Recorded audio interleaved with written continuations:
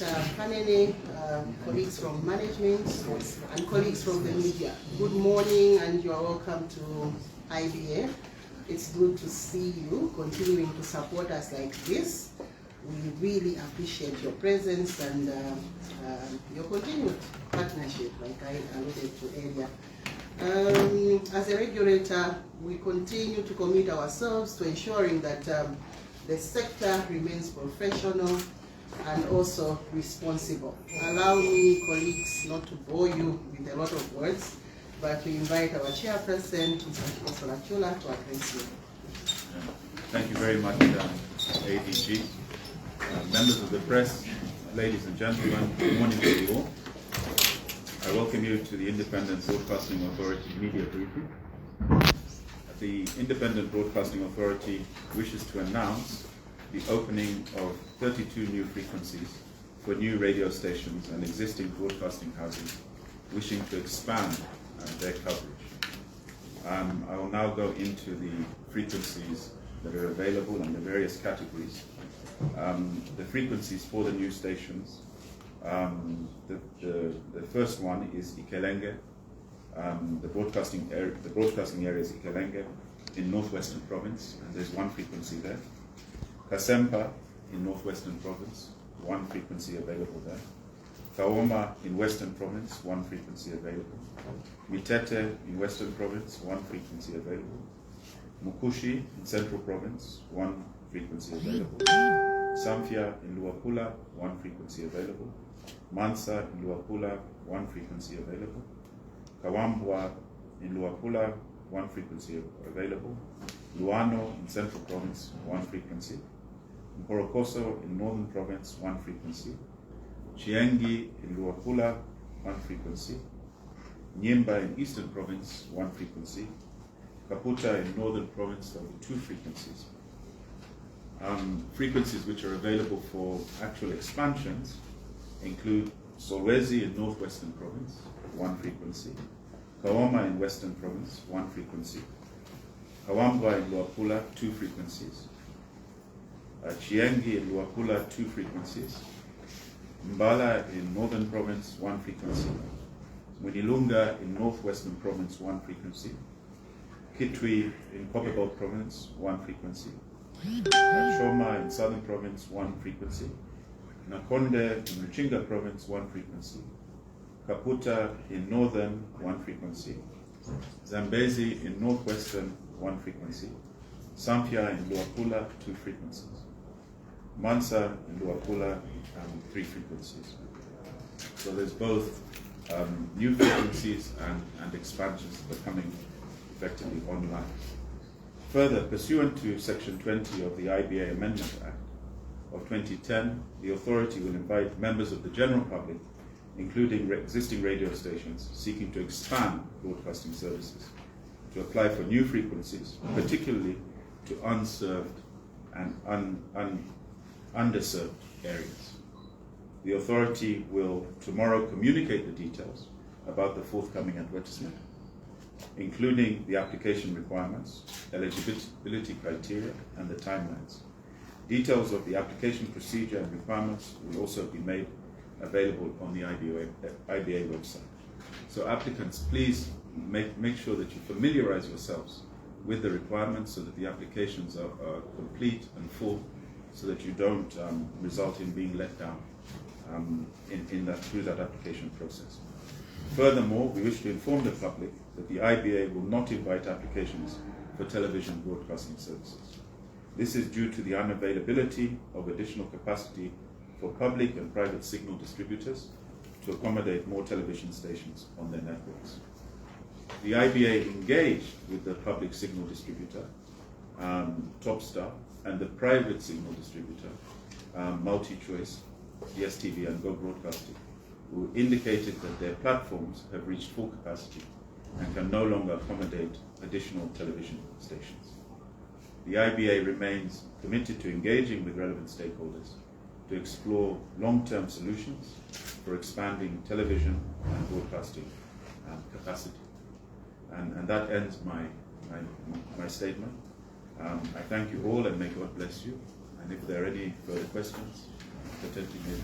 Thank you. Colleagues from the media, at this point in time, if there are any questions on any subject matter, please feel free to ask. Okay, there's the hand there. Yes? Yeah, good morning once again.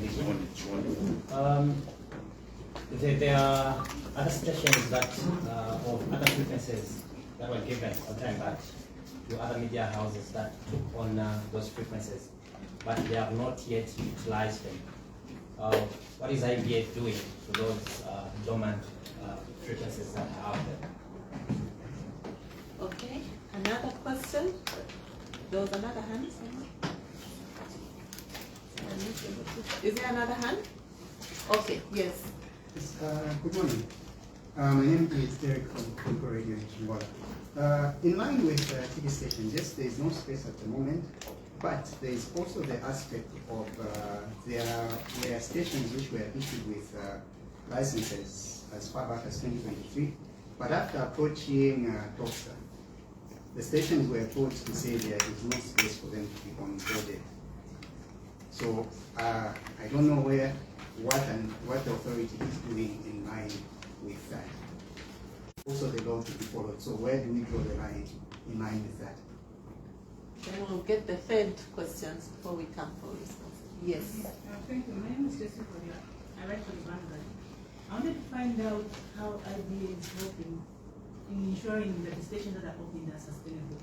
Because most stations will open immediately down the way, or maybe close to the election year. After the election, they just shut down. So they are waiters and a thing. I'd like to find out how we as an authority are ensuring that the people who are giving the licenses are able to sustain their operations. Thank you.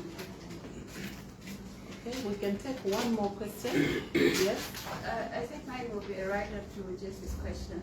It's in line with the mandate of the IBA. I believe radio stations apply, those that apply for radio stations, apply with a certain concept that they want to pursue while they are doing their broadcasting, but eventually they actually backtrack and start doing something else. Does the mandate of the IBA extends to ensuring that those that apply for radio stations are actually doing so in line with their applications? Thank you very much. We'll go for responses, and then we'll come back for another round of questions.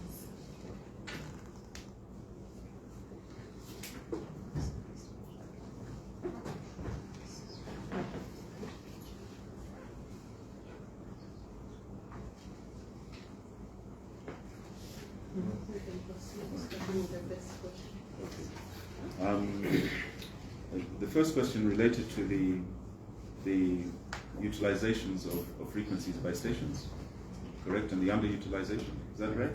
Yes. That was your point. I think this does seem to be a problem that we do face, but when applications are normally made, it goes through a rigorous process for frequencies to be eventually granted to these stations. And normally that process gives us the confidence that people will be able to adhere to what they've committed to. In the event that they fail to do that, there's effectively a legal process that we go through at the IBA, which management are fully aware of, which basically leads to ensure that there's compliance. And if there's failure to be compliance, then there's certain sanctions that will be carried out against those particular radio or TV stations.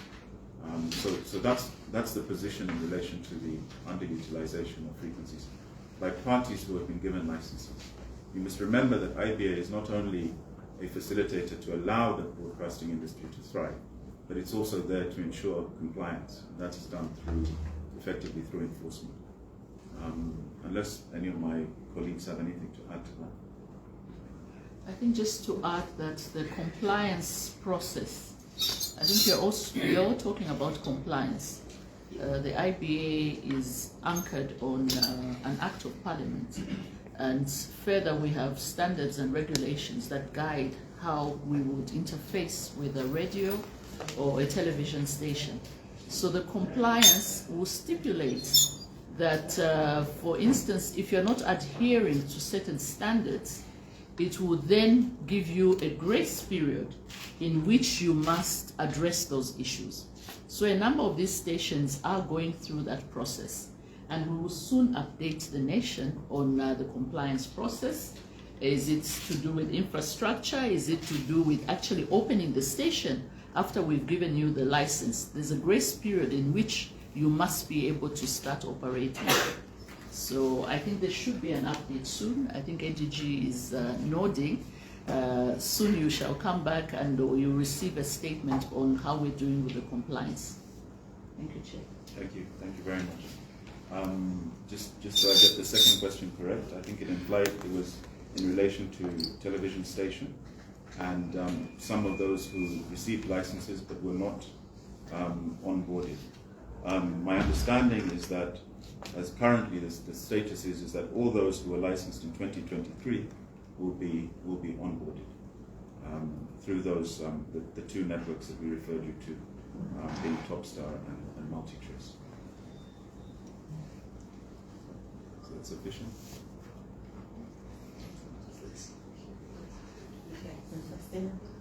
Sustainability. Okay, I think there was also one before sustainability. I think it was two questions. It was timeline on opening, correct? Yes.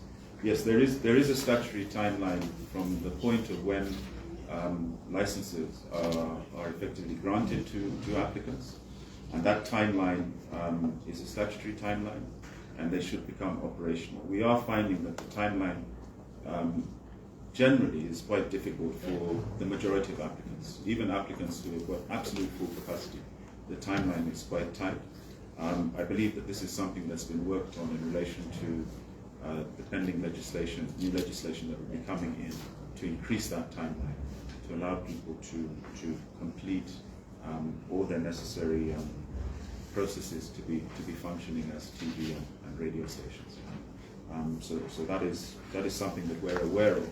Obviously, if there's a delay or an extensive delay, again, the issue of compliance and enforcement comes in, and that effectively deals with erring stations who are not serious about getting online.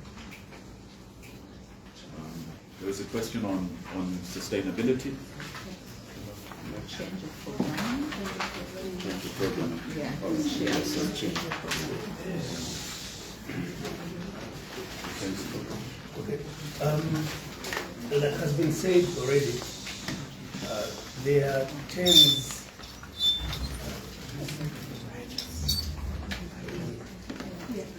Should we complete what we are doing then?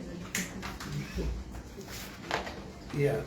What I was saying is that, like has been already said, there are certain conditions that are set in order for you to get a license to broadcast.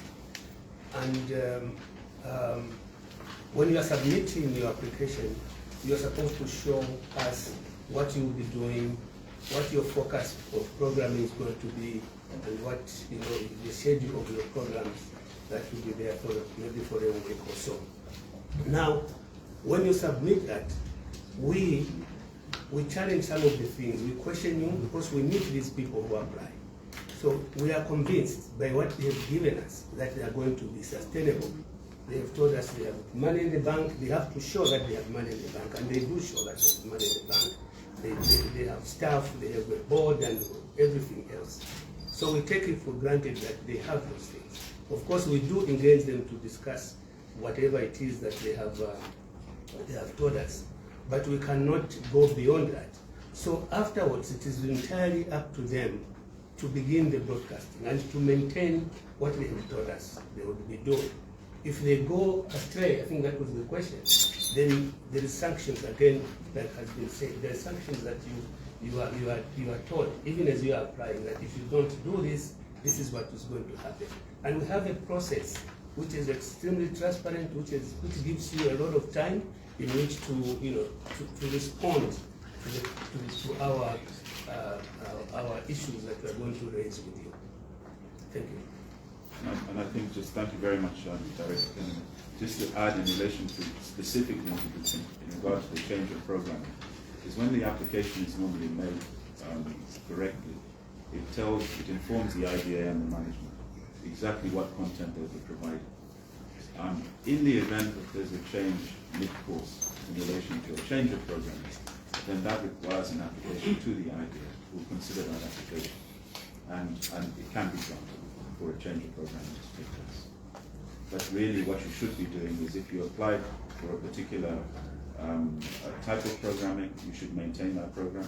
If you're going to change the programming, then it requires you to come back to the IBA management to make an application that you wish to change the program. So the changing of the program should happen prior to.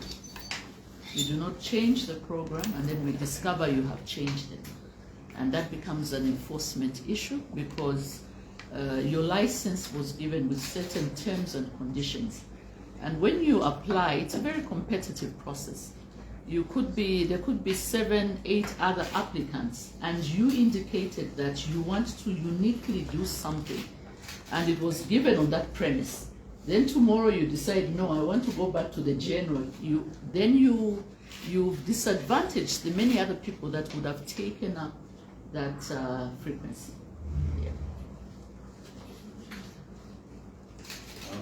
I think also what is useful to communicate is that the compliance process is in effect, and the team, both at board level, the vice chair is the chairman of the licensing committee, as well as at management level, is ensuring that compliance is adhered to, and the management will be communicating and update you on the requirements of compliance, both in the application process and also in the manner in which your respective stations are run.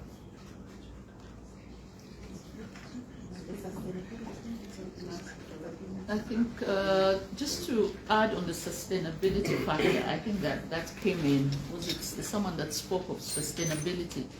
It is important to note, as I indicated, that it's a competitive process. So if at the application stage, you are required to submit a business plan. In your business plan, you have given us a sound plan of how you're going to sustain this business at least 5 years. And importantly, you've also demonstrated the forecast, the financial planning that supports it.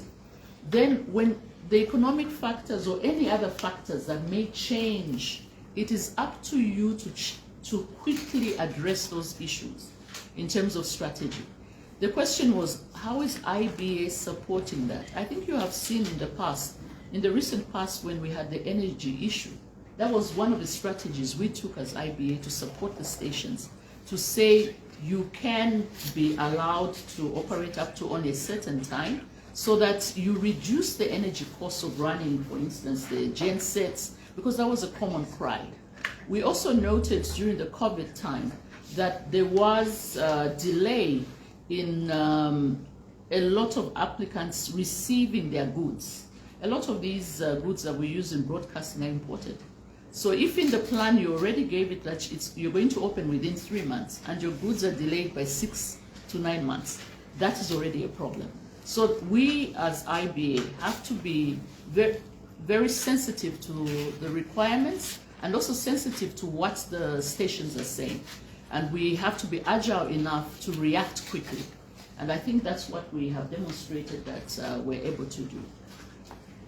Thank you. Any other round of questions? Any other burning issues? Okay, yes, 1, 2. Yes, I'd like to find out how many licenses have been invoked in the past 5 years. Next. Thank you so much for the update on the radio frequencies that have been floated across the country. But I think my concern is on the TV frequencies that you have reportedly said here, none is available, owing to the fact that the 2 carriers have no more space left. I am trying to probably, if I'm to probe, you are receiving on your table numerous applications for TV licenses, and the majority of people that are here, as they are phasing out from the mainstream media, probably would love to open their own, but seeing that we have limited space, this creates a challenge. I want to find out from IBA's perspective as to whether there are plans to accommodate more other carriers that will carry these that are still pending for competitiveness and just sustaining the media in Zambia. Thank you. Is there another question? Here, okay. My name is Rachel from Diamond TV. I'm just writing on his question. I know that obviously these multi-choice carriers sometimes reach their limit, and I think we don't have that much of a choice. But then we also have now digital media space that is giving us an opportunity to also begin to carry our messages using that platform. Is there anything that IBA is doing to ensure that there is some form of regulation going on there? Because I know that when it comes to the digital space, we still don't have regulation going on there, and everybody does whatever it is that they want to do. Is there anything that IBA is doing, considering that that is where we're going eventually? Okay. Yes, BNTV. Good morning, panelists. My name is Lars from BNTV. A few questions. The first one is attending a meeting we had last year, where we raised concerns about the online, and then in that meeting there was something which was whispered that maybe the IBA begin to regulate online, so maybe give some licenses because of a lot of falsehood that was speculating, because we fight against fraud online because of this malicious is happening. And then from that point of time, we did not hear anything from IBA whether there's a policy that is in place saying about online to give the licenses to regulate what goes online. So since IBA is the one looks, that is the issue of the casting. Then the second one is the space on the orders. We also had something last year saying about that we requested the authority if they can look into our bid, that maybe they can try and try to arrange for maybe another decoder that can also be carried our channels, because looking at we don't have one decoder which is popular that facilitate most channels, and like I heard from my colleague, DSTV and GoTV, the policy does not support our content per se, because most of the times that we find to get there. So we want to see that the authority comes on board and helps that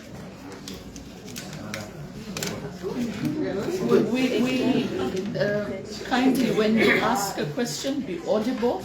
You are almost speaking to yourself. We can't hear you.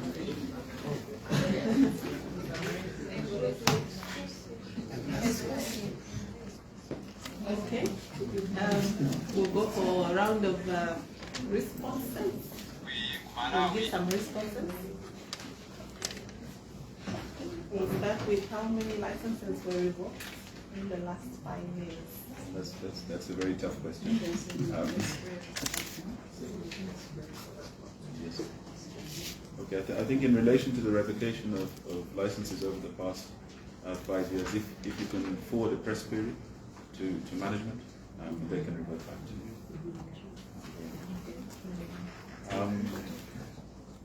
There was a question of the issue of TV frequencies, and particularly the carriers Topstar and DSTV.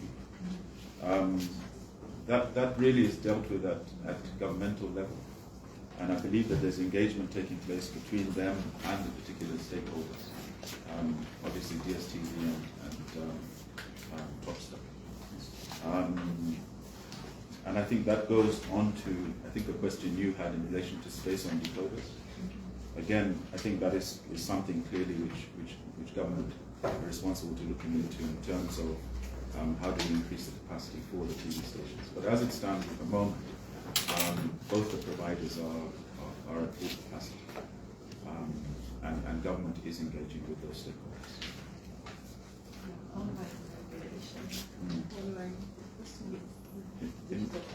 Yes. In relation to online regulation, there is some legislation that's being worked on, and I believe there's a draft bill that's currently being worked on and developed, and it is going to try and cater and deal with issues of online and digital stations, which I think the lady from Diamond TV had raised, because obviously the Act as it currently stands was not able to foresee the explosion of technology and the nature of broadcasting and how it's changing. Thank you. Colleagues, for more questions, we're here, our doors are open. Feel free to interact with us. Is that okay? Yes. That's fine. Okay. We're just going to allow the